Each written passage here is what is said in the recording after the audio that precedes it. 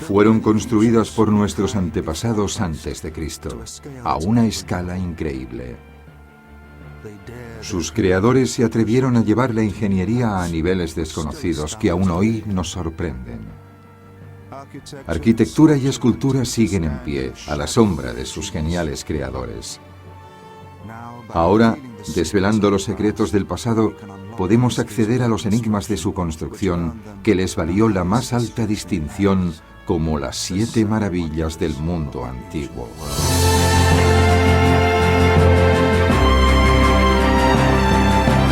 Construyendo lo imposible. Las 7 maravillas del mundo antiguo.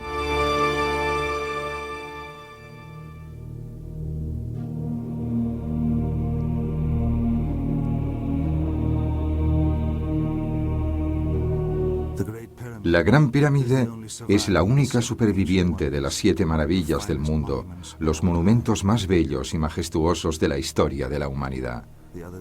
El resto ya ha desaparecido, llevándose consigo los secretos de su historia y de su construcción. Sentaron las bases de los grandes éxitos de la humanidad y se convirtieron en los pilares de la arquitectura y escultura moderna.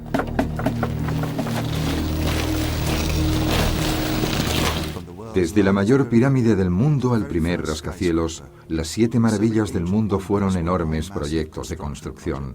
Sus creadores aceptaron el reto para satisfacer sus enormes ambiciones. Las 7 maravillas del mundo son un buen ejemplo de cómo algunos construyen para impresionar y levantan obras y construcciones a una escala increíble, como si desearan que la gente al verlo dijera, ¿cómo han podido hacer todo esto? Para solucionar problemas de construcción casi insuperables, algunos arquitectos con visión de futuro tuvieron que resolver algunas incógnitas con resultados extraordinarios.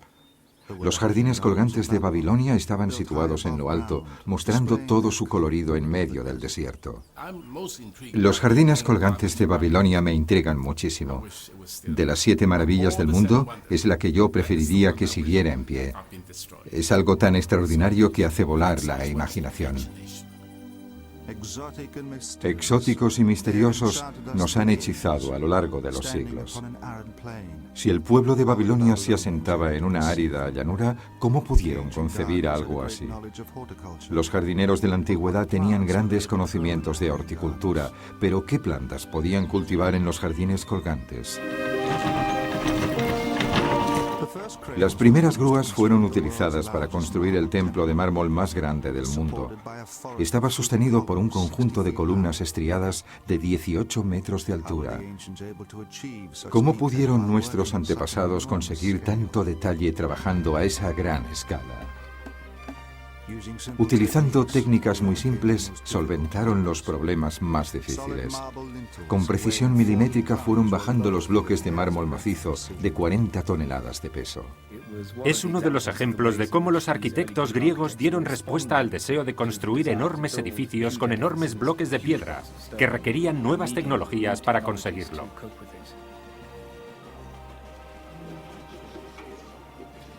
Utilizaron una técnica muy ingeniosa para crear la mejor escultura de la historia de la humanidad. La gigantesca estatua de Zeus, realista en todos sus detalles. ¿Cómo fue posible crear una estatua de marfil más alta que un edificio de 4 pisos? El abrumador brillo y resplandor de los materiales utilizados en una estatua de ese tamaño es algo que solo podemos imaginar. El escultor que la hizo utilizó una receta secreta para dar forma al marfil. Pero, ¿cómo consiguió ese realismo? La originalidad de su diseño ha llevado a artistas y escultores a copiarlo a lo largo de los siglos. Un faro fue el primer rascacielos del mundo y medía más de 120 metros de altura. ¿Cómo pudieron nuestros antepasados construir a esa altura sin maquinaria moderna?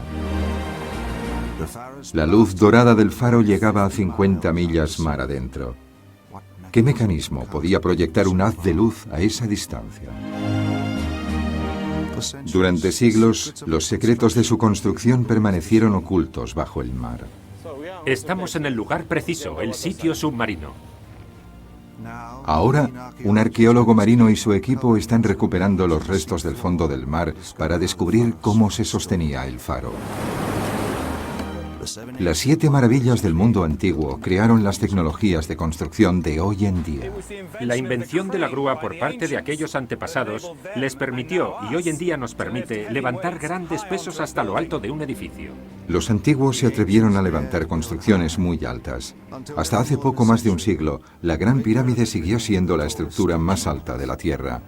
Solo gracias a la ingeniería moderna hemos dominado la tecnología para levantar edificios aún más altos, construyendo nuestros mejores rascacielos e incluso edificios hechos de vidrio.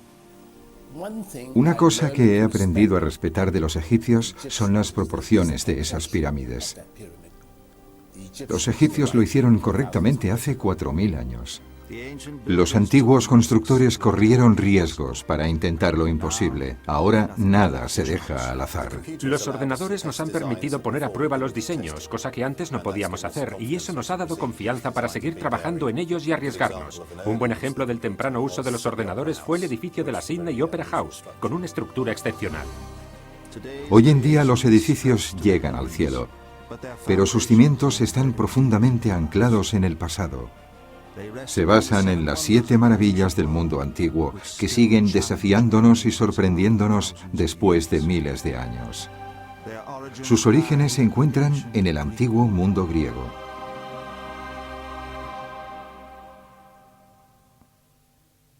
Las 7 maravillas del mundo antiguo se hallaban dentro del imperio griego creado por Alejandro Magno. Conquistó todos los países hacia el este hasta llegar a la India y hacia el sur hasta Egipto. Alejandro transformó el mundo griego. A raíz de sus conquistas, Grecia entró en una edad de oro, de brillo y sofisticación. En cualquier caso, la idea de las 7 maravillas es inconcebible sin Alejandro Magno, ya que fue gracias a sus conquistas en Oriente que se creó el gran mundo griego, donde estaban ubicadas esas maravillas. Alejandría, la ciudad que lleva el nombre del general griego, se convirtió en la ciudad más maravillosa del mundo y en el centro de todo el conocimiento. Aquí, en el siglo III a.C., se elaboró la primera lista de las 7 maravillas del mundo. Alejandría, con su famosa biblioteca, era el gran centro del saber del momento. Uno de los mayores estudiosos vinculados a la biblioteca fue Calímaco. Calímaco escribió un libro sobre las maravillas del mundo, y es posible que en ese libro incluyera la lista de las 7 maravillas que hoy en día tenemos. El libro de Calímaco fue destruido. Actualmente, la lista más antigua que se conserva de las 7 maravillas del mundo se encuentra en un poema o epigrama del siglo II a.C. Fue escrito por un griego, Antípatro de Sidón. He posado mis ojos sobre la muralla de la dulce Babilonia, una calzada para carruajes, y sobre la estatua de Zeus de los Alfeos. He contemplado los jardines colgantes, el coloso de Helios, la enorme obra humana de las altas pirámides y la gigantesca tumba de Mausolo. Pero cuando he visto la casa de Artemisa que se alza hacia las nubes, todo eso ha perdido su esplendor, quedando a la sombra, y he dicho, el sol jamás apareció tan grande más allá del Olimpo. Pero ¿por qué había 7 maravillas? Probablemente el simbolismo de la palabra 7 se remonta a Babilonia, donde encontramos el origen de la semana de 7 días, por ejemplo, y que parece estar relacionado con la idea de que existe un mes lunar de 28 días que consta de 4 fases, de 7 días cada una de ellas. Los griegos creían que había 7 planetas, incluyendo la luna y el sol, así que la idea de que el 7 era un número importante tenía una base natural. Después de Antípatro, la lista de las 7 maravillas fue cambiando a lo largo de los siglos, a medida que las civilizaciones sucesivas iban incluyendo sus propios logros. Los romanos añadieron el Coliseum. Los escritores cristianos incluyeron el Arca de Noé y el Templo de Salomón en Jerusalén. La lista actualmente aceptada de las 7 maravillas del mundo antiguo fue recopilada durante el Renacimiento. Cuando el artista holandés Maarten van Heemskerk llegó a Roma en el siglo XVI, país, se quedó tan impresionado con los tesoros clásicos de la ciudad que hizo una serie de grabados representando las 7 maravillas del mundo. Sin duda se vio influido por los monumentos romanos que contempló allí, y los utilizó como base de sus grabados representando las 7 maravillas. Los grabados de Heemskerk apenas se parecían a las 7 maravillas de la actualidad. 6 de ellas ya habían sido destruidas y él no tenía ninguna evidencia. Pero sus obras definieron la lista hoy en día aceptada y reconocida. El faro de Alejandría, el faro más alto.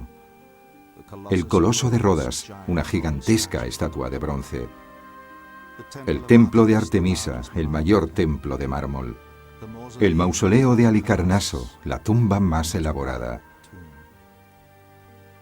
La estatua de Zeus, muy realista en sus detalles.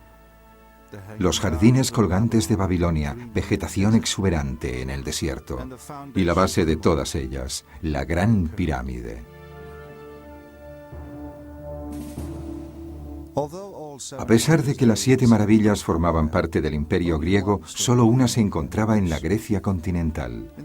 En el siglo V a.C., Grecia fue invadida por el ejército persa.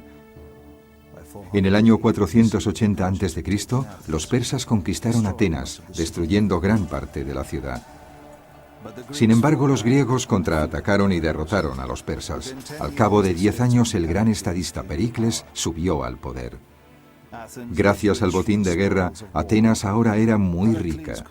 Pericles hizo construir diversos monumentos para conmemorar su victoria, incluyendo un nuevo templo a la diosa Atenea, el Partenón. Estaba decorado con espléndidos frisos. Los más famosos hoy en día son conocidos como los mármoles de Elgin. En el Partenón trabajaron los mejores escultores griegos. Pericles quedó tan impresionado por uno de ellos, llamado Fidias, que le nombró supervisor general de obras. Fidias se convertiría en el Miguel Ángel de la época helénica. Fidias recibió el encargo de realizar una estatua a la diosa Atenea para colocarla en el interior del Partenón. Esculpida en oro y marfil, medía 12 metros de altura. Se levantaban estatuas y monumentos a lo largo y ancho de todo el país y existía una intensa rivalidad artística. Fidias decidió que su Atenea superaría cualquier otra estatua de Grecia. El gran éxito de Fidias fue afrontar el reto. Cuando terminó la estatua de Atenea, todas las ciudades griegas querían una igual. Fidias era considerado un genio, pero su nombre se vio ensombrecido por el escándalo. Cuando acabó la estatua de Atenea, Fidias no pudo rendir cuentas del oro utilizado y fue acusado de malversación de fondos por aquellos que querían derribar a su poderoso mecenas.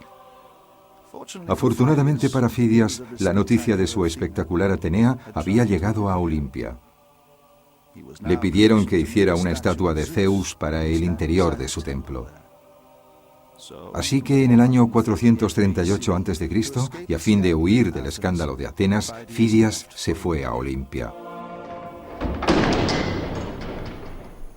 El escenario de los Juegos Olímpicos estaba dominado por un templo. Esperaba la obra maestra de Fidias.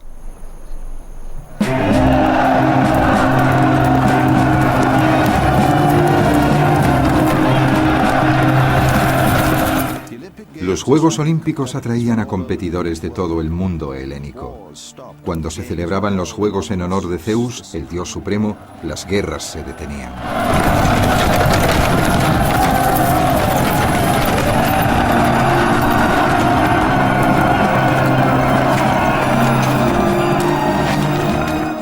Fidias llegó a Olimpia para ocuparse de su nuevo encargo. Con su reputación en juego, se dirigió al gran templo. Todo indica que los iliones, al ver u oír lo que sucedía en Atenas, dijeron: queremos una estatua igual y queremos que la haga Fidias. Y fueron y se la encargaron.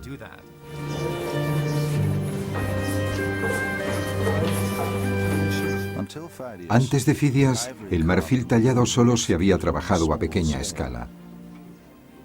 Fidias diseñó la estatua de Zeus de una altura superior a un edificio de 4 pisos. Ocuparía todo un extremo del templo. Era demasiado grande para que él solo pudiera tallarla a partir de bloques sólidos de marfil. Así que desarrolló una nueva técnica que nunca ha sido superada. La estructura del marfil permite irle quitando capas. Imaginémonos que estamos pelando una cebolla o sacando punta a un lápiz con un sacapuntas manual. Poco a poco vamos consiguiendo sacar finas láminas de marfil. Nadie había intentado hacerlo antes, y ahí estaba precisamente la originalidad. Fidias desarrolló un método secreto para ablandar el marfil. Solo algunas antiguas recetas sobreviven. El profesor Kenneth Lapatin es el primero que las ha redescubierto.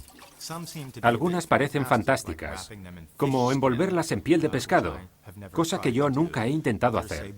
Otras nos hablan de hervirlas durante 3 días con raíces de mandrágora, según parece un método peligroso. Otras nos dicen que las sumerjamos en aceite, algo que a mí no me ha funcionado. Sin embargo, una de ellas nos habla de ponerlas en remojo en vinagre. Yo lo hice y resultó. El marfil, es decir, los dientes, principalmente de calcio, desprenden algunos de sus componentes y se vuelve suave y flexible, lo que permite moldearlo y darle forma que mantendrá cuando se seque.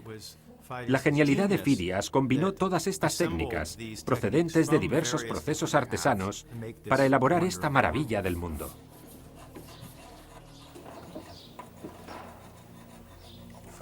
Fidias y sus ayudantes siguieron cuidadosamente esta técnica para moldear cada detalle.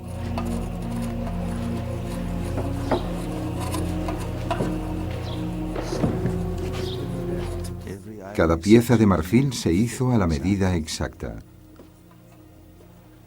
La estatua de Zeus empezó como una estructura de madera.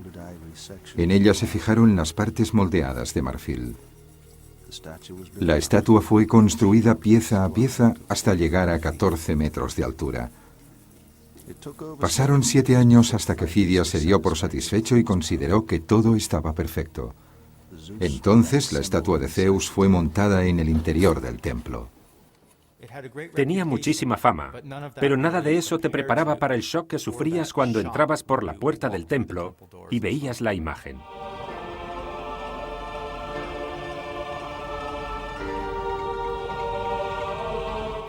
A diferencia del resto de maravillas, no se podía ver desde lejos.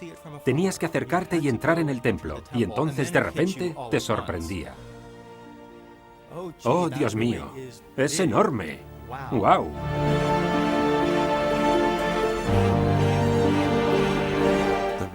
El escritor Estrabón, en el siglo I después de Cristo, fue crítico con esta revolucionaria composición. El escultor puede ser criticado por no haber estimado las proporciones correctas. Nos presenta a Zeus sentado, dándonos la impresión de que si Zeus se pusiera de pie, levantaría el techo del templo.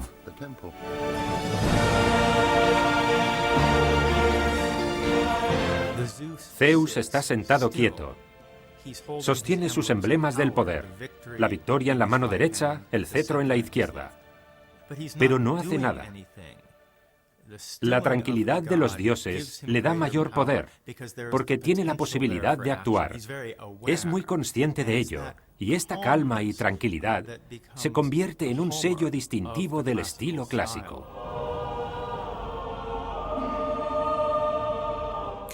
Las características de la maravilla del mundo de Fidias se repiten en todo el arte occidental. Desde la imagen bizantina de Cristo a las estatuas de los presidentes estadounidenses del siglo XX.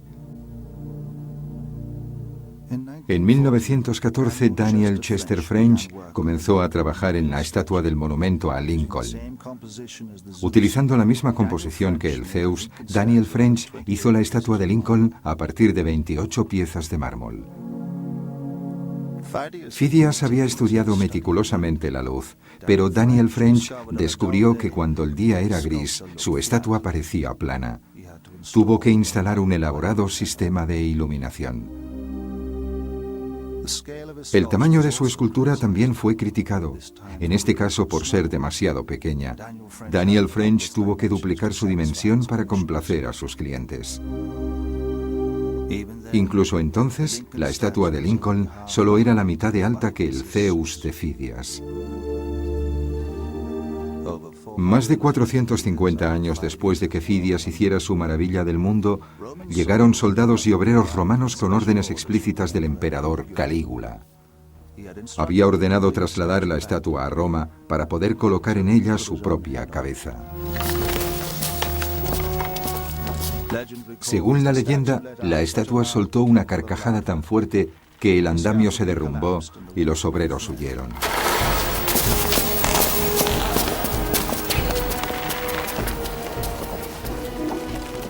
Afortunadamente para ellos, el despiadado emperador fue asesinado antes de que regresaran a Roma con las manos vacías.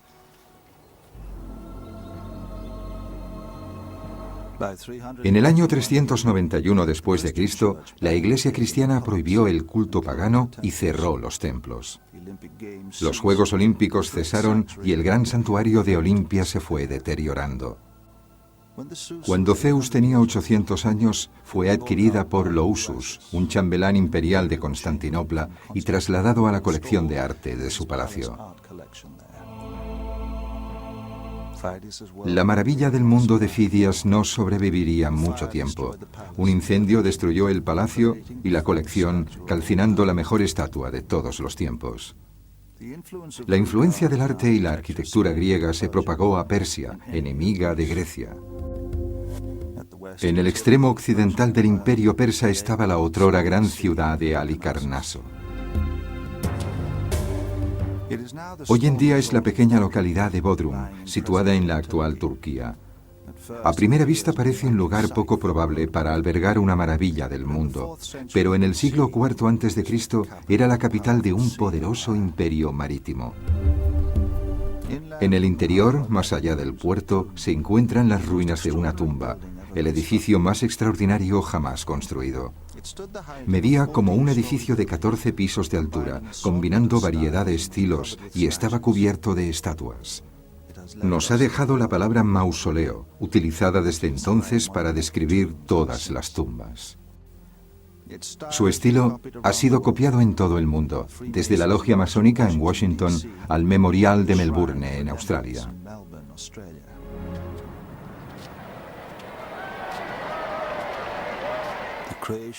La creación de esta increíble estructura se debió a la clarividencia de una figura extraordinaria de la historia, todavía poco conocida, el rey Mausolo. Un gobernador persa o sátrapa se convirtió en rey de esta zona, conocida como Caria. Mausolo tenía un comportamiento poco usual e incluso se casó con una de sus hermanas, Artemisia. Imprevisible y testarudo, fundó una dinastía basada en el control tiránico. Mausolo se casó con su hermana mayor Artemisia, algo muy curioso porque los matrimonios entre hermanos parece que no habían existido en la familia antes de su generación.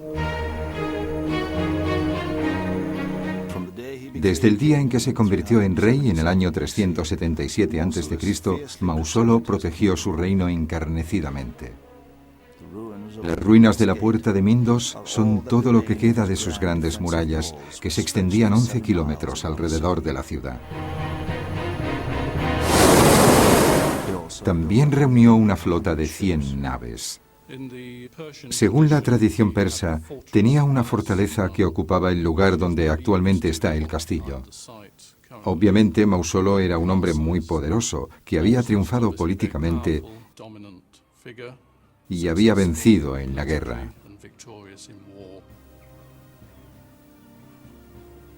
Sus fuerzas estaban preparadas para repeler cualquier ataque griego, aunque Mausolo valoraba abiertamente la cultura griega. Engañado por la visión de su propia grandeza, planeó la construcción de una gran tumba. Eligió un arquitecto griego para diseñarla. Se llamaba Piteo. Era desconocido y poco convencional. No sabemos exactamente de dónde procedía, pero era un arquitecto teórico pionero. probablemente el arquitecto teórico más importante del siglo IV a.C. Tenía opiniones muy firmes sobre lo que valía en el diseño arquitectónico y lo que no. Los persas tenían una tradición en la construcción de tumbas. Mausolo quería seguir el ejemplo del rey persa Ciro el Grande, pero su tumba sería mucho más grande. Piteo diseñó un edificio extraordinario. Desafiaba los estilos convencionales de la época. Dejando aparte la Gran Pirámide, su altura sería 2 veces la de cualquier otro edificio conocido del mundo occidental, 14 pisos de altura. La tumba sería única e incorporaría diferentes estilos de diferentes países. En la parte superior, algo nunca intentado antes en la arquitectura, una gran estatua. A continuación, un techo escalonado inspirado en las pirámides de Egipto. Debajo, unas columnas griegas propias de la arquitectura de los templos. Y bajo ellas, unas estatuas gigantes como frisos, otra innovación arquitectónica. En la base estaba la cámara funeraria. Solo para ella se utilizaron más de 12.000 toneladas de piedra. Mausolo ordenó que su tumba se construyera encima de una cámara mortuoria real. Debido al tamaño de la tumba, la elección del lugar planteó problemas. El mausoleo requería excavar unos cimientos de 6 metros de profundidad. Pronto se inundaron. Después de drenar el agua, Piteo aumentó su estabilidad reforzando la mampostería. Se utilizaron abrazaderas de hierro o juntas machiembradas para encajar los bloques entre sí y se colocaron clavijas entre las distintas capas. Para montar las columnas se hizo un agujero en la base, colocando dentro unas barras de hierro que permitían unir una sección con la siguiente. Esta técnica todavía se utiliza hoy en día. Estos bloques han sido unidos para que se refuercen entre sí. Nuestros antepasados también se dieron cuenta de que para que los bloques de piedra pudieran compartir el peso de forma más eficaz, sobre todo cuando se trataba de una gran estructura, tenían que ser sujetados entre sí con espigas. Si en la base se producía un fallo, por ejemplo, el edificio podía sostenerse mejor. El mausoleo se convirtió en una maravilla del mundo gracias a las estatuas que lo adornaban, que superaban 2 veces el tamaño natural de una persona. Situadas en lo alto de los alféizares, estas figuras heroicas pesaban varias toneladas. Cuando se construyó el mausoleo, ya se habían logrado grandes avances en el desarrollo de las grúas y maquinaria de guerra. Enormes estructuras de madera sobre ruedas, capaces de levantar pesos muertos a más de 40 metros de altura. Actualmente damos por sentado que podemos utilizar maquinaria en las labores de construcción. Esta viga pesa alrededor de 1,5 toneladas. Fue la invención de la grúa por parte de nuestros antepasados lo que les permitió, y ahora nos permite, levantar grandes pesos hasta lo alto de un edificio, rápidamente y con gran precisión. La estatua más pesada estaba situada en la parte superior del mausoleo. Era una enorme escultura de Mausolo y Artemisia en un carro tirado por 4 caballos. Esta revolucionaria idea de colocar una estatua en la parte superior de un edificio ha sido copiada desde entonces en arcos de triunfo y otros monumentos. Mausolo nunca vio su tumba acabada. Murió en el año 352 a.C. Sus restos fueron enterrados en su interior como un faraón egipcio. Artemisia, su hermana y vidua, heredaría la corona y demostraría ser más temible que el propio Mausolo.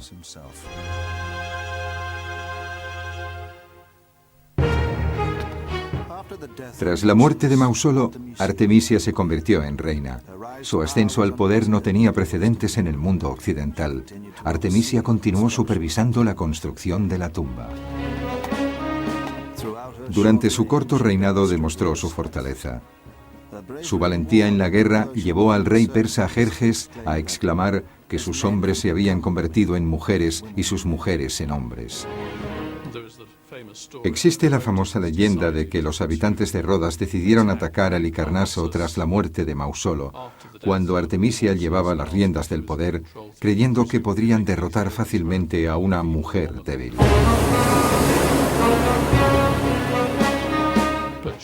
Sin embargo, ella logró engañarlos y los capturó.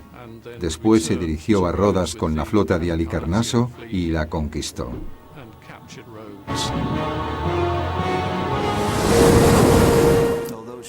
Pero a pesar de que parecía ser invencible, la muerte de su hermano había debilitado a su espíritu. Su caída fue tan trágica que más tarde fue idealizada por los artistas del Renacimiento. Según parece, estaba totalmente obsesionada con su hermano mayor, hasta el punto de que tras su muerte supuestamente mezcló cenizas de sus restos con vino y se lo bebió. Posiblemente sea esta una de las razones por las que no le sobrevivirían muchos años. Artemisia gobernó durante solo 2 años antes de morir.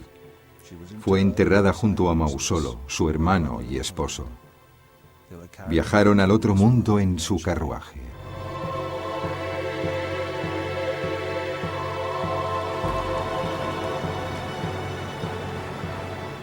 El mausoleo fue terminado tras la muerte de Artemisia. Su hermano menor y su hermana también se casaron antes de que se extinguiera la dinastía. El mausoleo siguió siendo un objeto de admiración hasta el siglo XV, cuando un terremoto destruyó gran parte de él. Los bloques de piedra fueron utilizados para reconstruir el castillo de San Juan en el puerto. La mayoría de las estatuas que habían hecho del mausoleo una maravilla del mundo fueron arrojadas a los hornos de cal para hacer cemento. A 1 centenar de kilómetros de Halicarnaso, en la costa persa, se encontraba el mayor templo de mármol de la historia. Había sido construido en Éfeso, la ciudad más rica de Asia Menor y el puerto más grande del mar Egeo. El templo, dedicado a la diosa Artemisa, atraía a peregrinos que acudían hasta allí para visitar su santuario. Artemisa era una diosa madre, y sus múltiples pechos simbolizaban la fertilidad de las mujeres. El rey Creso, famoso por su riqueza, financió la construcción de un templo para ella en el año 550 a.C. El arquitecto elegido para su construcción fue Quersífron.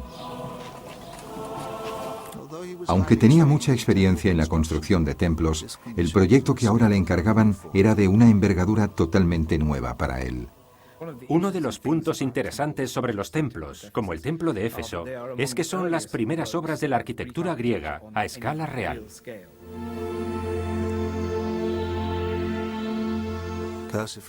Es posible que Quersífron visitara los templos de Tebas en Egipto y que se inspirara en su entramado de columnas.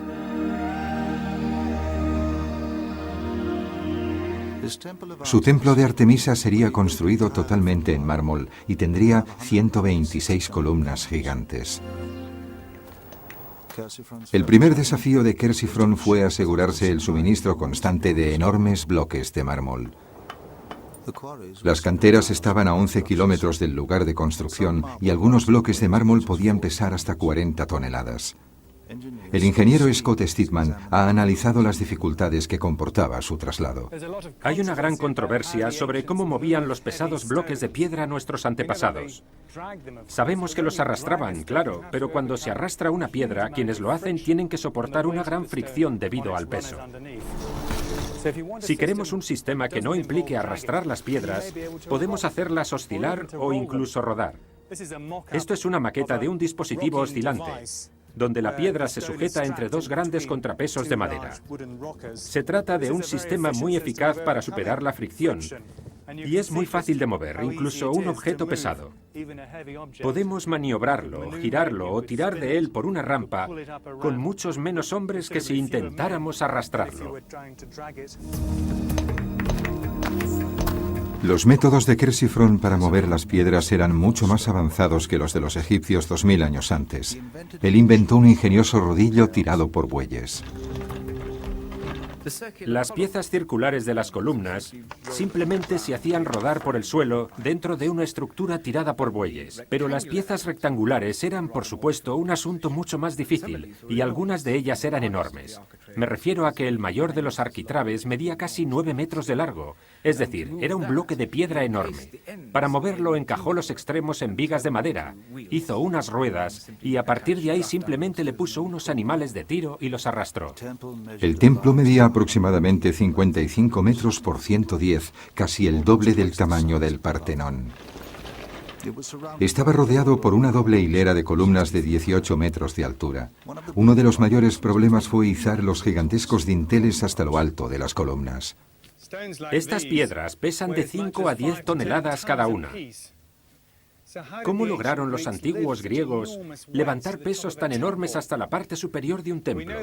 Sabemos que en el antiguo Egipto utilizaban una especie de grúa voladiza, denominada shaduf, para sacar agua. Y sabemos que los antiguos griegos usaban el mismo mecanismo, pero a una escala mucho mayor, para levantar pesos en los muelles, cargas e incluso barcos. Así que podemos imaginar que es muy posible que usaran el mismo tipo de grúa voladiza en el interior del templo, tal vez montadas sobre un montículo de tierra y piedra para poder construir una plataforma a medio camino del templo que les diera el impulso necesario para llegar a lo más alto.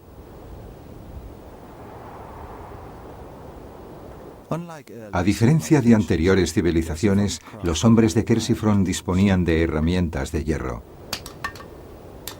Esto les permitió hacer estrías en las columnas y decorarlas. Sin embargo, su manipulación requería mayor cuidado. Una de las grandes dificultades planteadas al maniobrar estos enormes bloques de piedra es la precisión que se necesita para colocarlos en el lugar exacto del edificio. Hacen falta técnicas que permitan ajustarse al máximo y realizar pequeños cambios de posición, etc. Quersiphron tenía que asegurarse de que los dinteles de mármol de 40 toneladas eran colocados exactamente en la posición correcta. De lo contrario, todo el templo podía venirse abajo como un castillo de naipes. Estuvo a punto de suicidarse cuando tuvo que enfrentarse a la colocación de la última pieza. Los egipcios se habían enfrentado a un problema similar cuando tuvieron que bajar un sarcófago de 60 toneladas a un pozo de 30 metros de profundidad. Su solución fue sencilla. Llenaron el pozo con arena y colocaron el sarcófago encima de ella. Entonces cavaron un pozo al lado y a medida que fueron sacando la arena por otro pozo, el sarcófago fue bajando. Quersiphron adoptó esta técnica egipcia para resolver su problema. Una de las técnicas utilizadas por Quersiphron fue la de colocar un montón de sacos de arena y situar encima el arquitrabe, de modo que al ir quitando la arena de la base, el arquitrabe fuera descendiendo lentamente hasta la posición correcta. Esto permitía una manipulación precisa y cuidadosa. La arena se sacaba lentamente de los sacos, bajando la piedra hasta el lugar correcto.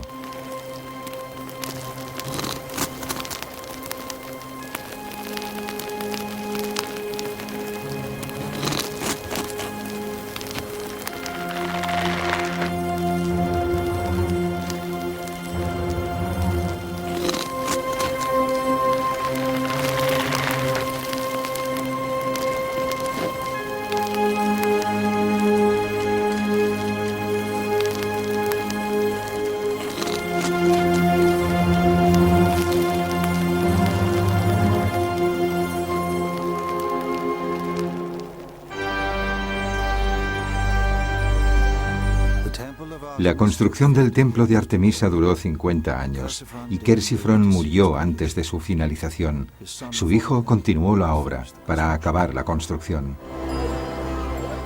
El templo se convirtió en una gran atracción turística. Entonces, la noche del nacimiento de Alejandro Magno, llegó la tragedia.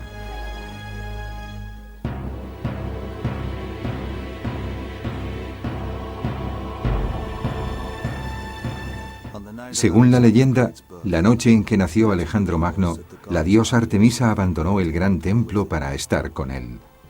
En su ausencia, un pirómano que deseaba que su nombre fuera recordado para siempre, incendió y destruyó el templo. En el año 356 a.C., según dicen las fuentes, Un loco llamado Heróstrato, ansioso de fama y deseoso de que su nombre fuera recordado eternamente y en todos los confines de la tierra, incendió el templo. El templo tenía el techo y una escalera de madera. Si caía una chispa y derribaba una columna, era inevitable que se hundiera. Aunque el nombre del pirómano fue borrado de todas las notas sobre tan atroz delito, la palabra herostratismo se ha mantenido para describir la infamia. Pero el templo de Artemisa tuvo una segunda vida. Al cabo de pocas décadas fue reconstruido, convirtiéndose en una de las 7 maravillas del mundo antiguo. Durante su reconstrucción, Alejandro Magno conquistó todos los países del Mediterráneo oriental, incorporando Babilonia y Egipto al imperio griego. La ciudad de El Cairo, capital de Egipto, cuna de la maravilla más antigua del mundo. La Gran Pirámide sigue en el corazón de la cultura egipcia. A las afueras de la ciudad se encuentra la meseta de Giza, donde se ubica un grupo de pirámides. Las pirámides son las tumbas de los faraones. Señalando al cielo, aseguraban a los faraones un buen viaje al otro mundo. El faraón era enterrado en una cámara oculta, en el interior de la tumba. En la muerte, como en la vida, era adorado, temido y respetado. De las 80 pirámides del antiguo Egipto, la Gran Pirámide es la más grande. Fue construida en el año 2560 a.C. por el faraón Keops. Al igual que todos los faraones, Keops era más que un rey. Los egipcios creían que era la viva imagen de un dios que había bajado a la tierra. La Gran Pirámide es la estructura de piedra más grande del mundo. Eclipsa todas las comparaciones. Casi tan alta como el monumento a Washington, dentro caben 5 catedrales. Sin embargo, su construcción se llevó a cabo sin maquinaria, incluso sin herramientas de hierro. ¿Cómo pudieron construirla los egipcios? En el siglo V a.C., el historiador griego Heródoto intentó hallar la respuesta. Consiguió reunir datos a partir de los rumores de los sacerdotes locales. La información que ha dejado es poco fiable. El faraón Keops obligó a sus súbditos a trabajar como esclavos para su propio beneficio. Algunos se vieron obligados a arrastrar los bloques de piedra desde las canteras en las montañas de Arabia hasta el Nilo. El trabajo se hacía en 3 turnos mensuales, con 100.000 hombres en cada turno. La maldad de Keops no es algo que se pueda considerar, a partir de lo que dice Heródoto, como un hecho histórico irrefutable. Es cualquier cosa menos eso.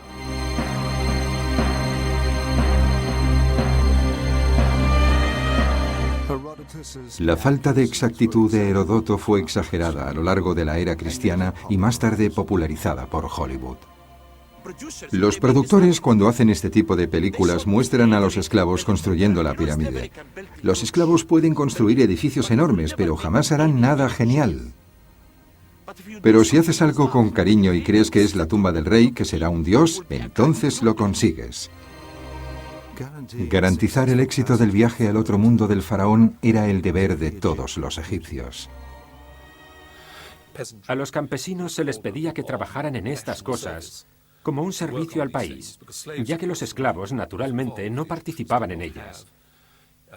Los egipcios no tenían un sistema de esclavitud en el sentido griego o romano.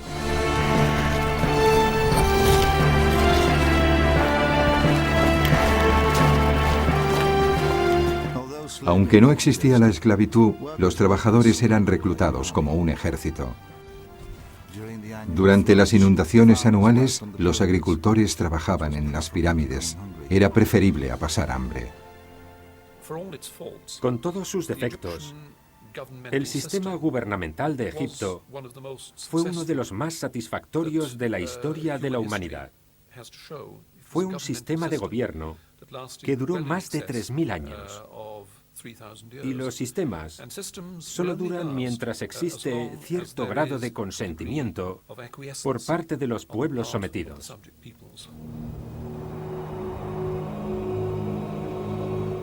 La Gran Pirámide fue construida con más de 2 millones de bloques de piedra. La construcción de la pirámide fue la mayor hazaña arquitectónica, pero ¿realmente trabajaron 100.000 hombres en su construcción?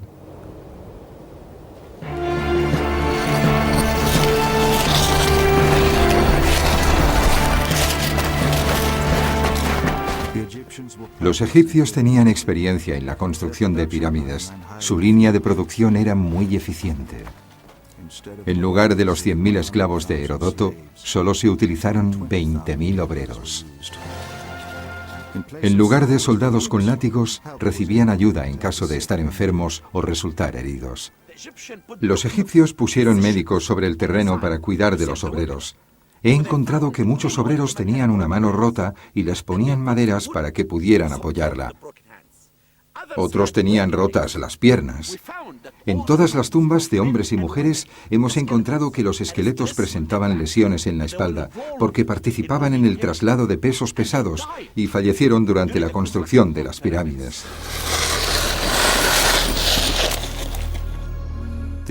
La meseta de Giza fue elegida como emplazamiento debido a la cantidad y calidad de la piedra de construcción. Los hombres vivían aquí en barrios obreros y llevaban la cabeza rapada para evitar los piojos. Trabajaban en cuadrillas y trasladaban los bloques de piedra desde la cantera cercana en trineos. Un dibujo de la tumba de un noble muestra este proceso a gran escala. Un coloso siendo arrastrado. A menudo se colocaban traviesas o guías en el suelo para reducir la fricción, pero no había rodillos debajo del trineo. A Hollywood, a la industria cinematográfica, le encantan los rodillos. Colocan a una multitud de israelitas aplastados bajo los rodillos y ya tienen una buena imagen. Pero no hay indicio de ningún rodillo. Y de rodillas, hay alguien aplaudiendo y diciendo, como indica el texto egipcio, Yehuti Hotpah Meri Nesu, algo equivalente en egipcio a ¿qué vamos a hacer con un marinero borracho? Se asegura de que todo el mundo empuja, da ritmo a toda la operación.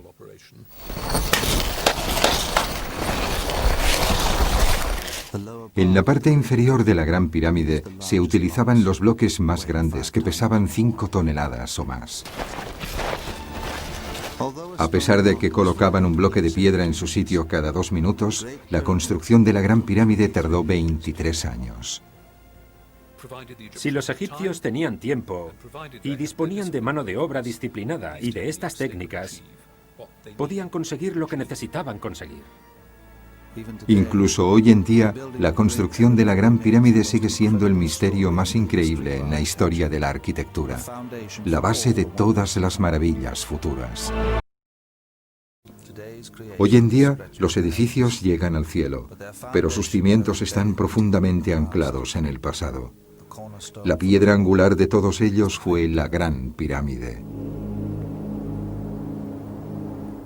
El aspecto rugoso de la Gran Pirámide enmascara la precisión de su construcción. Hace años se desprendió su revestimiento calizo y fue utilizado para reconstruir algunos edificios del Cairo. Pero la pirámide sigue siendo la construcción de piedra del planeta realizada con mayor precisión. Ocupa 13 hectáreas, el equivalente a 9 campos de fútbol, pero todos sus lados tienen una exactitud milimétrica. Personalmente creo que las pirámides levantaron Egipto. La construcción de las pirámides llevó a los egipcios a pensar sobre arte, arquitectura, astronomía, y es gracias a todo ello que se convirtieron en genios. Tenían que construir la tumba del rey que se convertiría en un dios. Los antiguos egipcios diseñaron la base como una brújula. Uno de los lados, alineado con las estrellas, va de norte a sur. Es incomprensible cómo pudieron crear un cuadrado exacto con la simple ayuda de la geometría y un poco de cuerda. El ingeniero Scott Steadman nos indica un posible método para trazar una pirámide que quizás fue el utilizado por los egipcios hace 4.500 años. Uno de los misterios de nuestros antepasados es cómo lograban hacer con tanta precisión construcciones tan grandes como las pirámides en desiertos como este. Hay varias teorías al respecto, pero he aquí una forma muy sencilla de trazar un ángulo recto. Simplemente hacen falta unos conocimientos básicos de geometría y un trozo de cuerda. A partir de ahí tenemos que encontrar el punto medio exacto y marcarlo. A continuación lo usaremos para trazar un ángulo recto, señalando una línea norte-sur por detrás de mí. Aquí está la mitad exacta. Voy a señalarla con un cordel verde para no perderla de vista. Scott forma un triángulo con la cuerda. Ata los extremos alrededor de dos postes situados en la línea norte-sur y estira la mitad de la cuerda buscando el punto medio. Aquí está la marca verde. El truco está en que por muy fuerte que yo estire, la tensión será la misma en ambos lados de la cuerda. Señala el punto medio con un poste. Hace lo mismo en el otro lado y señala también el punto medio. Alineando ambos puntos con un cordel, Scott ha creado un ángulo de 90 grados. Esa es la línea original norte-sur y esta es la nueva línea este-oeste. Lo bueno de este sistema es que no lo haces solo una vez. Puedes hacerlo desde cualquier punto, alrededor de toda la pirámide. A partir de ahí das la vuelta en el sentido contrario a las agujas del reloj y después en el sentido de estas. Cada vez el error es menor hasta llegar a la precisión deseada. El Dr. Hawass ha descubierto los restos de los trabajos originales del supervisor. En nuestras excavaciones encontramos agujeros de unos 40 centímetros de diámetro. Nadie comprendía su función. Después averiguamos que estos agujeros tenían algo que ver con la preparación de la base cuadrada de la pirámide. Cuando acababan de marcar la base cuadrada de la pirámide, cortaban la roca y hacían la propia base, de unos 8 metros de altura, utilizando roca de la misma meseta. Trasladaban piedras de la cantera hasta una pequeña rampa y después las levantaban hasta la base.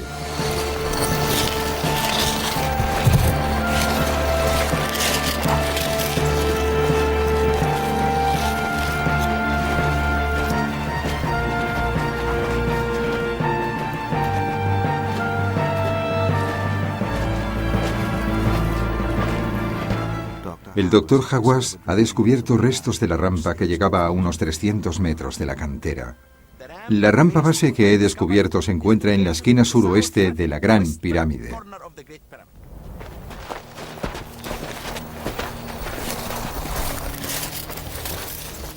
El Dr. Hawass cree que una vez habían llevado los primeros bloques de piedra hasta la base, los alzaban utilizando un cinto o una rampa en espiral. Esta se situaba en la parte exterior de la pirámide. Estaba hecha con barro y escombros.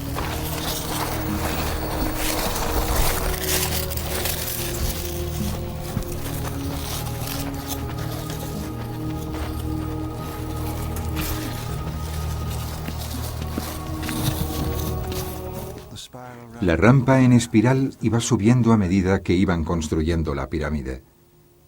Nadie conoce a ciencia cierta el diseño exacto de la rampa. Algunos arqueólogos creen que la rampa era recta. Personalmente, prefiero la opción de la rampa recta, porque una rampa que rodease la pirámide habría sido inestable para aguantar las pesadas cargas que se arrastraban por ella. Además, es difícil imaginar cómo podían arrastrar bloques tan pesados al llegar a las curvas de esa rampa. Pero una rampa recta hasta arriba habría acabado midiendo 1 kilómetro de largo, extendiéndose mucho más allá de la cantera. Para controlar la pendiente habría sido necesario ajustar continuamente su longitud y su altura. Por otra parte, las rampas en espiral plantean el problema de las curvas.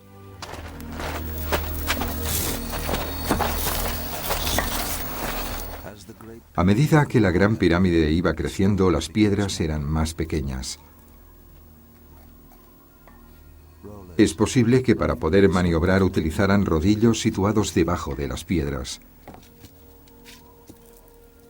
Los constructores usaban las técnicas más sencillas. Los egipcios utilizaban herramientas de piedra y herramientas de cobre. Cobre a menudo mezclado con arsénico, que lo endurecía. Sin lugar a dudas no usaban hierro. De hecho, los egipcios llegaron a la edad de hierro en época muy tardía. Sin utilizar herramientas sofisticadas, las piedras se ajustaban con absoluta precisión a 150 metros de altura. Hasta hace poco más de un siglo y medio, la Gran Pirámide fue la construcción más alta de la Tierra. Una vez totalmente levantada, parecía una escalera. Ya estaba lista para ser recubierta de piedra caliza de la mejor calidad. Empiezas a alisar de arriba a abajo. Haces un trozo en la parte de arriba, te sujetas con el cinto y bajas un poco, después otro poco, hasta que ya está todo. Después de 23 años, la tumba de Keops, la pirámide más grande de la historia, estaba acabada. Las pirámides son las construcciones más antiguas existentes en la Tierra, y la Gran Pirámide es la única maravilla del mundo antiguo que sigue en pie. Ha sido imitada en numerosas ocasiones. Su forma equilibrada ha inspirado a uno de los arquitectos más famosos de hoy en día, I.M. Pei. Pei diseñó la pirámide de cristal del Louvre de París. Las pirámides macizas construidas de piedra son para los difuntos. Esta pirámide transparente hecha de cristal es para los vivos. Una de las cosas que he aprendido de los egipcios son las proporciones de la pirámide de Giza. Es la única que encontramos que convence desde todos los ángulos.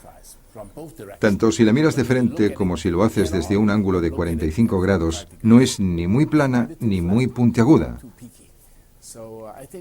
Eso prueba, al menos para mí, que en ese punto los egipcios estaban en lo cierto, hace 4000 años. La pirámide de Keops fue tan admirada que su hijo y su nieto quisieron seguir sus pasos y construyeron sus tumbas junto a la suya, en la meseta de Giza. Pero la Gran Pirámide ha seguido siendo la madre de todas las construcciones de la antigüedad. Cuando venía la gente por primera vez y las veía, decía: «Dios mío, ¿cómo lo han hecho? ¿Quién lo ha hecho?». Los árabes, a su llegada en el siglo IX después de Cristo, exclamaron: «El hombre teme al tiempo y el tiempo teme a las pirámides».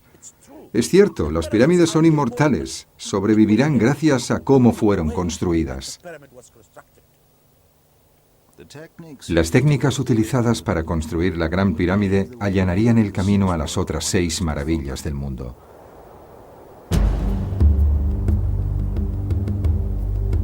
La Gran Pirámide, base del resto de maravillas del mundo, fue construida en el año 2650 a.C.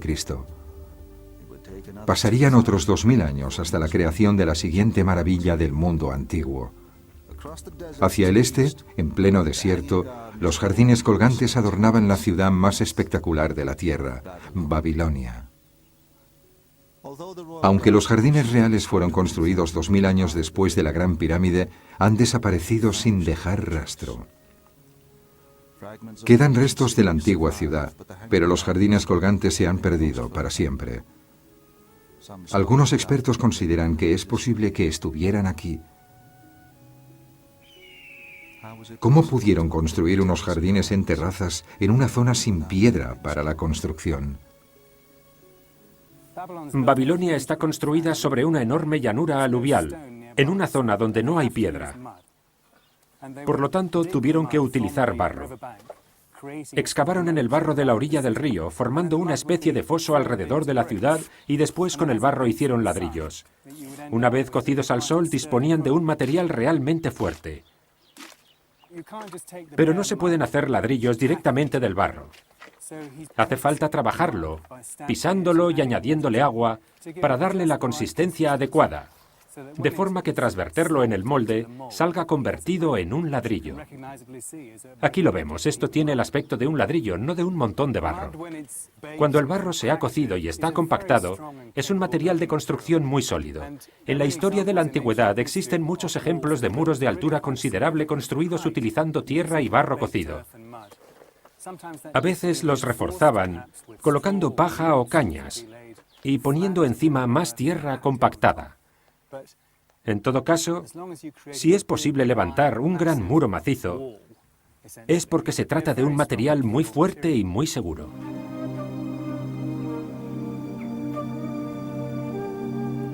Babilonia estaba situada junto al Éufrates, en el actual Irak. En el siglo VI a.C., el rey Nabucodonosor la reconstruyó. Sus murallas eran tan espectaculares que el poeta griego Antípatro las citaba como una de sus 7 maravillas. Heródoto también quedó impresionado ante ellas. Formaban un cuadrado. En la parte superior había pasarelas, suficientemente amplias como para permitir pasar 2 carruajes. A lo largo de las murallas existían un centenar de puertas de bronce. Rodeaban toda la ciudad y medían unos 90 kilómetros.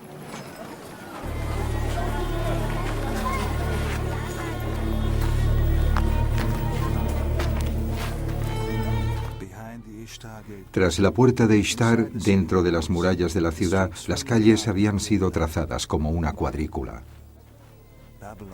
Babilonia era la mejor ciudad del mundo. Una mezcla de sofisticación y orden.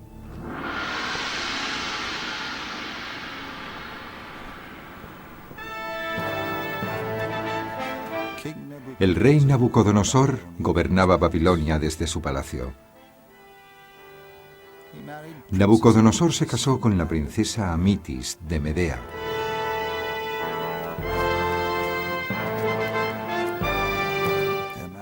Su matrimonio simbolizó la venturosa unión entre sus respectivos países.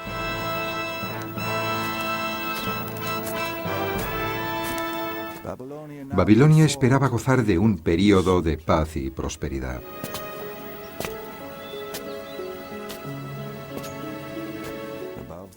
Para festejar esta nueva era, Nabucodonosor construyó en la parte superior del palacio los jardines colgantes.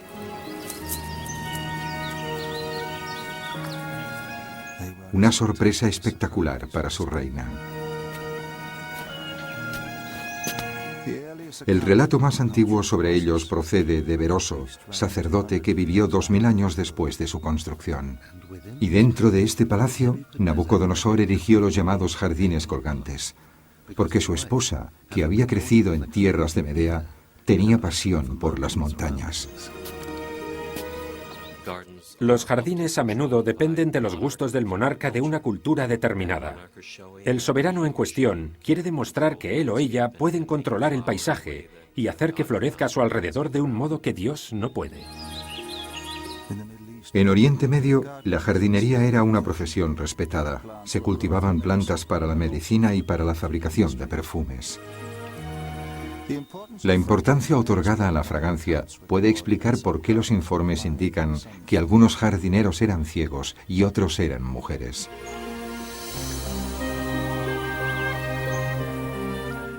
Según parece, el jardinero de Nabucodonosor era un especialista llegado de Judea.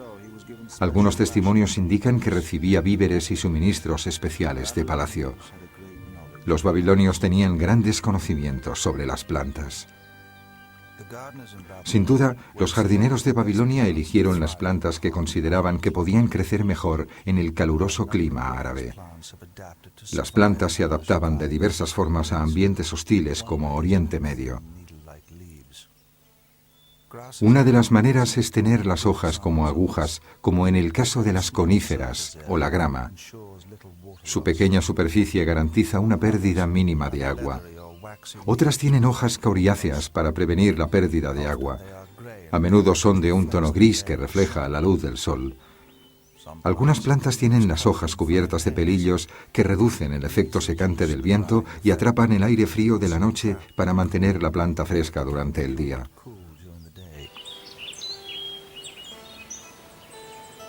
Robles, sauces, cedros, hierba bruja, plátanos, palmas. Las listas de árboles y plantas de los jardines colgantes son infinitas. Fueron compiladas siglos más tarde por los historiadores y a menudo son inexactas. Según parece, en los jardines había muchas plantas y árboles de la tierra de Medea, patria de la reina de Nabucodonosor. Además de dar un toque de color, las flores de los naranjos y limoneros ofrecían un aroma especial. En todo caso, los jardines necesitaban agua. Los antiguos escritores nos dicen que tenían escondidos artilugios para el riego. Los expertos han investigado cuerdas con cubos, ruedas hidráulicas e incluso el tornillo de Arquímedes. Este dispositivo se atribuye al gran matemático e inventor griego. Según parece, Arquímedes lo inventó cuando estaba en Egipto, al ver que los vecinos bombeaban agua del Nilo. Pero los jardines colgantes fueron construidos 2 siglos antes que él. El único objeto del que tenemos evidencia en esa época es el shaduf, un dispositivo de palanca muy simple que se conoce ya desde el tercer milenio antes de Cristo. En un extremo hay un contrapeso y en el otro, al final de un palo o cuerda, un cubo que sube el agua. Existen imágenes de él a partir del 2000 antes de Cristo. Existen imágenes en el arte asirio, momento en el que los jardines colgantes estaban en funcionamiento, y en cambio no hay imágenes de ningún otro dispositivo. Así que parece que esta es la única solución posible. Hoy en día superamos los problemas de ingeniería con maquinaria. En la antigüedad a menudo solo podían confiar en el trabajo del hombre, y en Babilonia había infinitas provisiones. La percepción occidental de los jardines colgantes ha sido muy idealizada. Jardines en terrazas con agua abundante e incluso cascadas.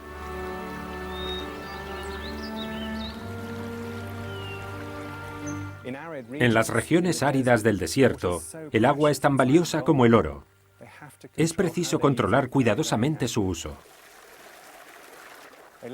Dejaban bajar el agua por los canales y le abrían paso para que corriera por los jardines durante solo unos 10 minutos al día. Después la volvían a cerrar hasta el día siguiente. Una pequeña cantidad de agua ha creado gran variedad de color, árboles verdes, algo totalmente inesperado.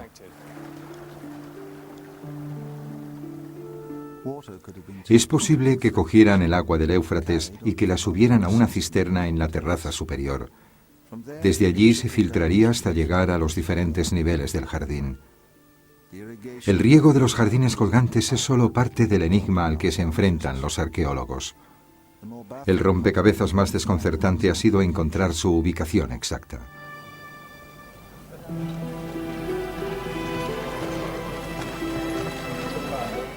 La ciudad de Babilonia era conocida en todo el mundo antiguo, pero era difícil encontrar testimonios de los jardines colgantes, incluso en el momento de su construcción. Los jardines colgantes son como un espejismo histórico. Algunas fuentes del siglo I después de Cristo indican que en Babilonia estaban los jardines colgantes, pero Heródoto, cuyos escritos se aproximan mucho a la época en que supuestamente fueron construidos los jardines, no los menciona por ninguna parte, y si eran tan espectaculares, era de esperar que hubiera dicho algo.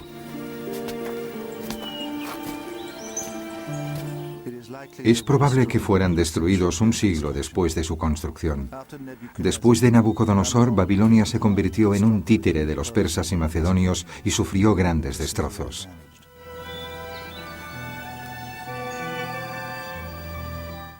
Sabemos que Babilonia fue destruida por el rey persa Jerjes en el 480 a.C.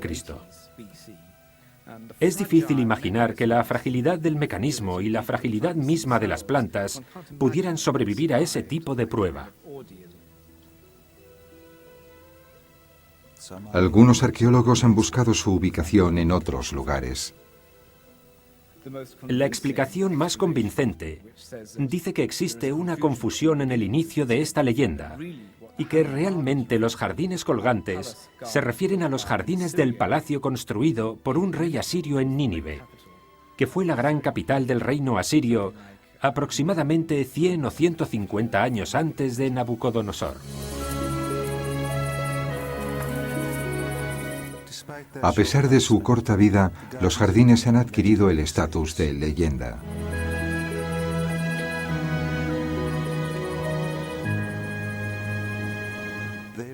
Siguen siendo la única de las 7 maravillas que muestra la belleza de la naturaleza y se consideran los jardines más famosos de todos los tiempos. Pero el equilibrio de poder en Oriente Medio iba a cambiar y con él el destino de Babilonia. El ejército persa bajo el mando de Ciro el Grande invadió el imperio babilónico. Apenas 200 años después, Babilonia volvería a ser conquistada, esta vez por Alejandro Magno, que la incorporó al imperio griego. Alejandro Magno consideraba Babilonia el centro de poder, el tradicional centro de poder de Mesopotamia. De hecho, él murió en Babilonia y fue allí donde planificó sus últimas campañas. Creo que intentaba hacer de Babilonia la capital de su imperio sincrético. Veía a Babilonia como la clave de la geografía del mundo. Tras su muerte en el año 323 a.C., sus generales se repartieron el imperio. Ptolomeo se quedó Egipto y Antígono Asia Menor. En medio de estos dos poderosos territorios estaba la pequeña isla de Rodas. Sus habitantes se aliaron con Ptolomeo de Egipto.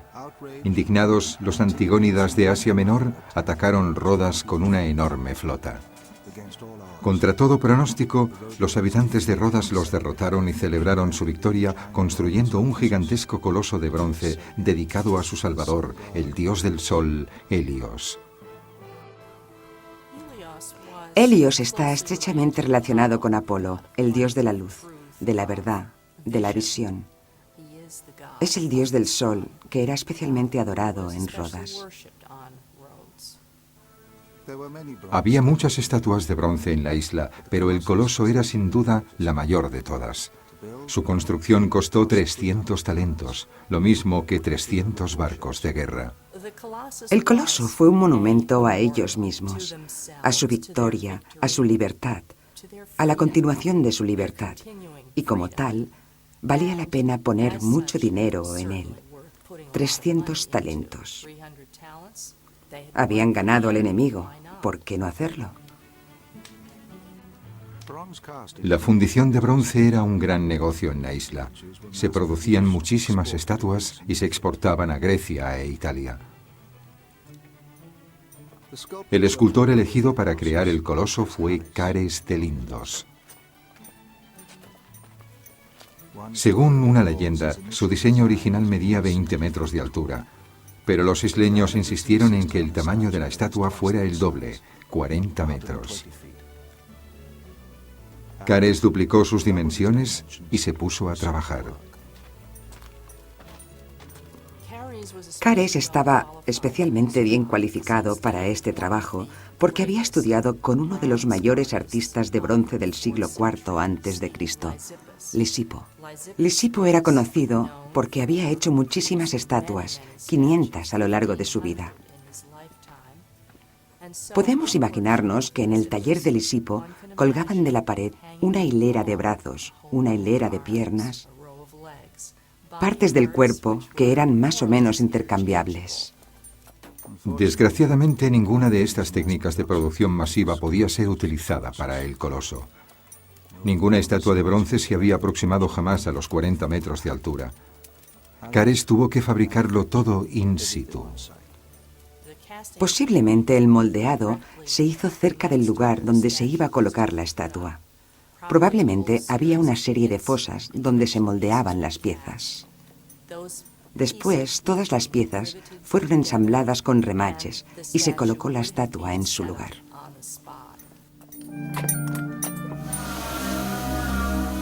Las técnicas básicas de la fundición de bronce han cambiado poco a lo largo de los siglos. A partir de un modelo a escala, el primer paso es hacer una reproducción. Hoy en día se rellena un molde de látex con cera líquida. Es posible que Cares utilizara arcilla o terracota. Cuando se quita el molde, la reproducción de cera queda ahí. Seguidamente, la reproducción es recubierta de un revestimiento resistente al calor y colocada en un horno. La cera interior se derrite y sale a través de tubos y canales. Ahora ya se puede rellenar la reproducción hueca con el bronce fundido. Cuando se enfría y se retira la carcasa, el bronce permanece. El coloso fue tomando forma. Pieza a pieza, cada sección de bronce fue unida a una estructura de madera y hierro. El hierro se había utilizado para armas y herramientas. En la época clásica también era usado en la fundición del bronce. Para sostener un proyecto determinado durante la fundición, se utilizaban espigas de hierro. Mantener estable la estatua fue un problema. Se colocaron piedras a partir de los tobillos para añadir peso a la base. A medida que el colosal dios del sol iba subiendo, los obreros necesitaban tener mayor acceso a la estatua. La solución de Cares fue amontonar tierra alrededor del coloso formando un camino en espiral, como la rampa utilizada para la construcción de la Gran Pirámide. Pero había un inconveniente. Cuando Cares diseñó la estatua, sabía que nunca podría ver el aspecto que iba tomando la obra hasta que ésta estuviera totalmente acabada. Un elemento disuasorio al tratarse de un coloso. No puedes verlo en las distintas etapas del proceso, montarlo, desmontarlo. Has de esperar a que todo esté acabado antes de poder echarle un primer vistazo y ver su aspecto.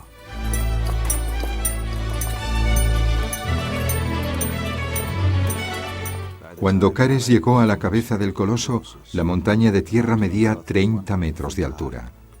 En total se habían utilizado 225 toneladas de bronce.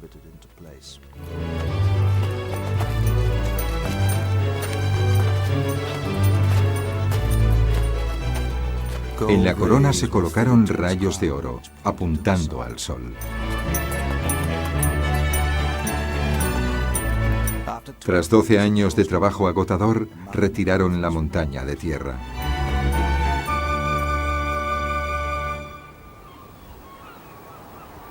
El espléndido coloso de Cares, Helios, dios del sol, de 40 metros de altura, estaba listo para vigilar junto al puerto.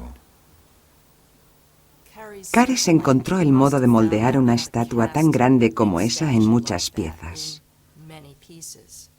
Lo que se le pasó por alto es que alguien le explicara cómo mantenerla en pie.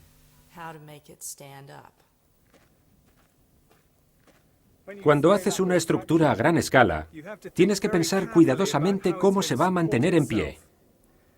Lo que a pequeña escala funciona bien, puede no hacerlo cuando es mucho mayor. En el caso de una gran escultura hueca, por ejemplo, el peso de la propia carcasa puede sobrecargarla, y así una construcción o una escultura alta, fina y esbelta será mucho más vulnerable al viento y a los terremotos.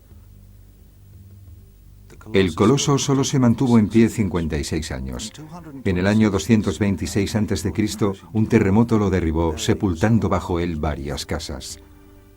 Con el tiempo, la gente se olvidó de cómo había sido. Durante el Renacimiento, Maarten van Heemskerk, el primer artista que reprodujo las 7 maravillas del mundo, lo representó a horcajadas sobre el puerto. Imposible. Pero a medida que la gente va contando la historia una y otra vez, la estatua cada vez es más grande hasta que un buque puede navegar bajo ella. Cuando una estatua se mantiene en pie sobre sus 2 piernas, y es una estatua desnuda, como sería esta, siguiendo la tradición de las estatuas de los dioses y héroes, las piernas tienen que estar muy juntas para proporcionarle el apoyo necesario. Pero la idea del coloso a horcajadas en el puerto sigue gozando de popularidad. El ingeniero Gavin Davis valora las probabilidades de que eso fuera cierto. Si tenía las piernas juntas, la escultura sería mucho más estable porque el peso de la mitad superior del cuerpo recae verticalmente hacia abajo a través de las piernas. Y si la base era suficientemente fuerte, la construcción sería relativamente sólida. Si el coloso tenía las piernas separadas, sería muchísimo más vulnerable. La principal preocupación en el coloso es cómo se reparte el peso entre ambas piernas, estando estas bastante separadas. Cuando el viento sopla sobre este tipo de estructuras y existen puntos débiles alrededor de los tobillos, por ejemplo, esos puntos pueden resultar problemáticos. Más de 2000 años después del coloso, Auguste Bartholdi diseñó la Estatua de la Libertad. Contrató al mejor ingeniero del momento, el francés Alexandre Eiffel. Evitando los errores del coloso, Eiffel introdujo tecnología revolucionaria para garantizar que la Estatua de la Libertad seguiría en pie eternamente. La Estatua de la Libertad fue una innovación en la ingeniería. Eiffel diseñó una estructura de hierro para formar una espina dorsal. La estatua, un armazón hueco hecho de cobre, se colgó sobre la estructura. En 1986, después de permanecer igual durante 100 años, fue sustituida. El arquitecto Blaine Kleiber formó parte del equipo de restauración. La estatua mide 47 metros de altura. Eso es todo el tramo hasta la parte superior de la antorcha. El diseño de Eiffel fue muy ligero. Se trata de una estructura esqueleto, que está anclada al pilón que hay en la base de piedra sobre la que reposa la estatua.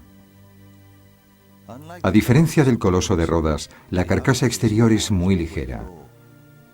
Está formada por 300 planchas de cobre de 80 toneladas de peso, un peso que se reparte a través de los tubos y barras del armazón del esqueleto central de Eiffel. Larry Belante fue el ingeniero consultor durante los trabajos de restauración.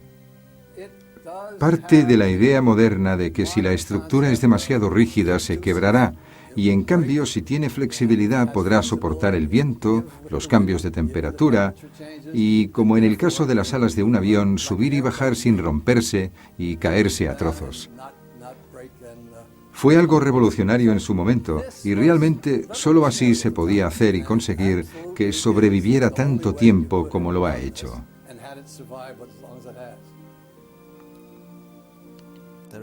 Existen planes para usar esta tecnología para reconstruir el coloso en la isla de Rodas. Nikolaos Kotsiamanis, uno de los escultores más importantes de bronce en la actualidad, sueña con recrear el coloso. Ha realizado enormes estatuas de bronce. Ahora tiene intención de construir el coloso, de modo que soporte la altura de un edificio de 15 pisos. Propongo dos diseños diferentes. El primero es un coloso, con el brazo así. Sin embargo, la nueva tecnología nos permite hacer cosas distintas. Y por eso tengo una segunda propuesta, con el brazo estirado, ofreciendo la luz al mundo. Ahora disponemos de la tecnología para hacerlo. Junto con la Estatua de la Libertad, será la mayor estatua, pero tendrá una ventaja sobre aquella, simplemente porque estará unida a esta especie de volante. Una de las maravillas del mundo va a ser recreada. Y eso es lo principal. Eso es lo hermoso. En el siglo III a.C., el coloso derribado seguía siendo una maravilla del mundo. Viajeros de todo el Mediterráneo acudían en masa para admirar sus gigantescas ruinas. Un oráculo predijo que Rodas sufriría una gran desgracia si se reconstruía la estatua. Así que durante 900 años se quedó donde había caído. Caris, como su coloso, acabó como un hombre destrozado. La historia cuenta que calculó mal los costes de duplicar el tamaño de la estatua y se arruinó. Abrumado por las deudas, se suicidó.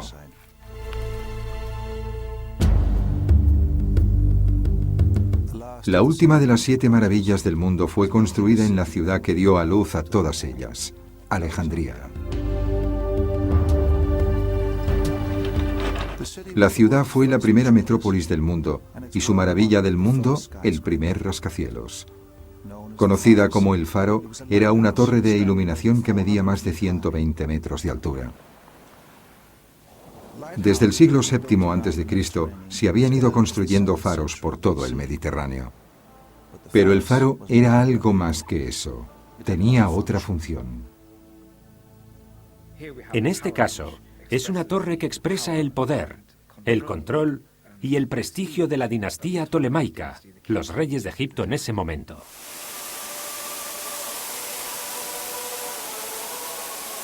Alejandría fue la primera megaciudad.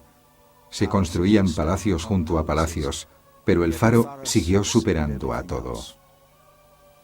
Sin embargo, hay otro aspecto en el que Alejandría gana algún punto, mejor dicho, varios, sobre cualquier otra ciudad del mundo. Construido durante el reinado de Ptolomeo II, el faro anunciaba al mundo la grandeza de Alejandría. Diseñado por el arquitecto Sóstrato de Cnido, tardó 12 años en ser construido. En la parte superior había un gran horno siempre encendido. Proyectaba su luz dorada 50 millas mar adentro.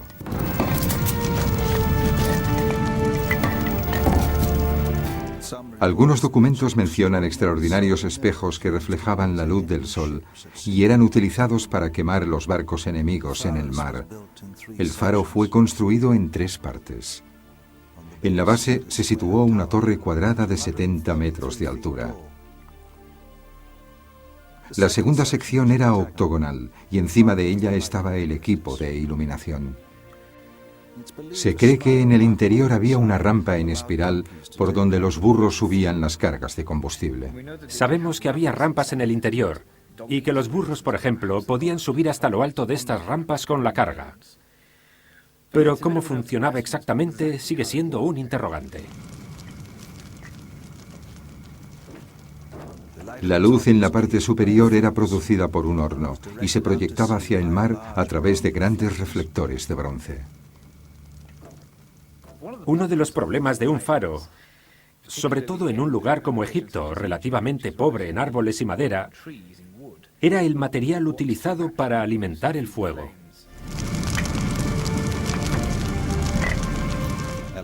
Alejandría era el puerto más grande del mundo griego y probablemente la ciudad tenía acceso a muchas materias primas. Se han sugerido diversos combustibles que van desde la madera y el aceite a las grasas y resinas de los árboles. El faro fue construido de bloques sólidos de granito y piedra caliza. A diferencia de los altos edificios de la actualidad, sus paredes tenían que soportar todo el peso de la mampostería de encima.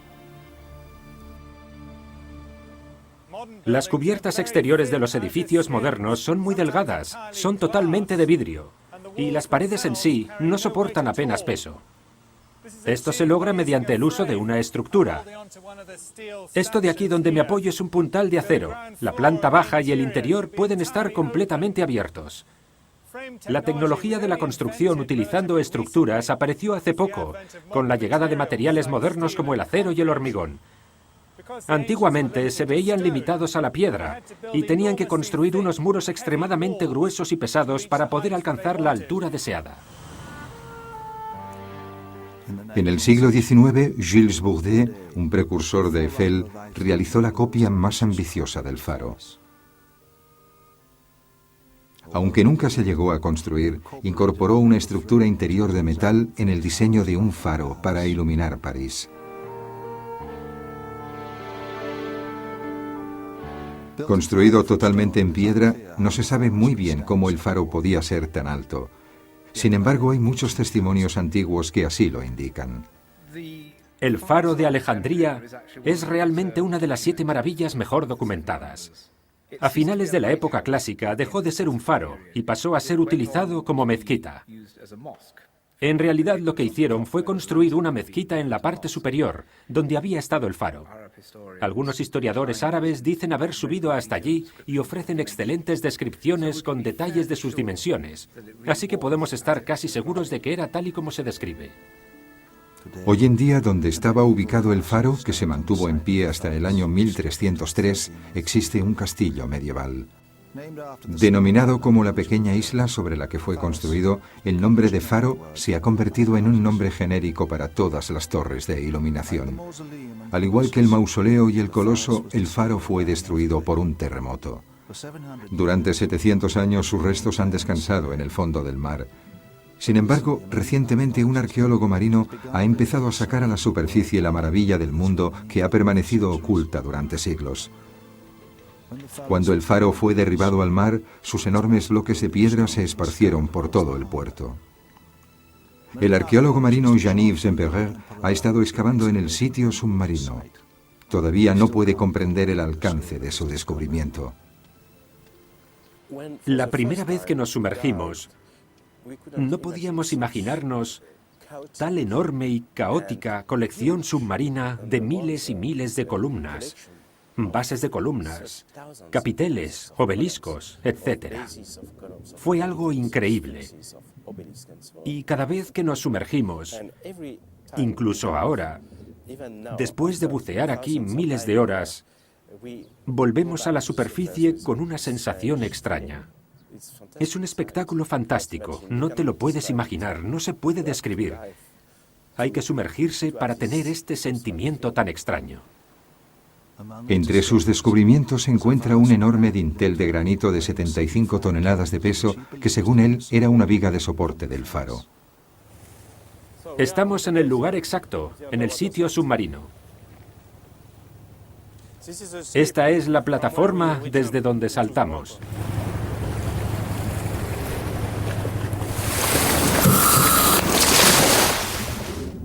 Geneviève lleva buceando aquí desde 1994. El extenso sitio submarino ocupa 2 hectáreas. Su equipo continúa registrando el tamaño y el peso de cada bloque. Esperan poder establecer algún día de una vez por todas cómo estaba construido el faro. El faro más alto del mundo fue derribado por un terremoto. Hoy en día los edificios altos se comprueban minuciosamente. Gavin Davis examina la estabilidad del faro. Sin lugar a dudas, la construcción de esta estructura fue un gran desafío. Construir algo que supuestamente medía 120 metros de altura o más debería ser muy difícil en aquella época. Al comparar el faro con una de las grandes pirámides, por ejemplo, vemos que hay una gran diferencia porque las pirámides son de por sí una construcción más estable. Comparándolo con una pirámide que tiene una base mucho más amplia, es evidente que es una construcción muy alta y estrecha. Mientras que los antiguos construían adentrándose en lo desconocido, los arquitectos de hoy en día tienen la obligación de revisar cualquier duda. El edificio es el Hong Kong and Shanghai Bank. Se hicieron gran cantidad de pruebas para comprobar cómo podía responder en caso de viento. Actualmente los ordenadores nos permiten descartar incluso los aspectos más problemáticos e inverosímiles de los edificios, lo que significa que podemos diseñar apurando límites y proyectar edificios que funcionen mejor. Las maravillas arquitectónicas de hoy en día están avaladas por la ciencia y la tecnología. Las 7 maravillas se han convertido en iconos del mundo antiguo. No se mantenían en pie exclusivamente por las leyes de la ciencia, sino por la voluntad de una época, decidida a construir lo imposible. Las 7 maravillas del mundo formaron parte de una época de optimismo y de tentativas de utilizar la tecnología al límite para ir más allá de lo que nadie había ido nunca al crear estas monumentales construcciones. Arquitectura y escultura siguen debiéndoles la excelencia de su construcción.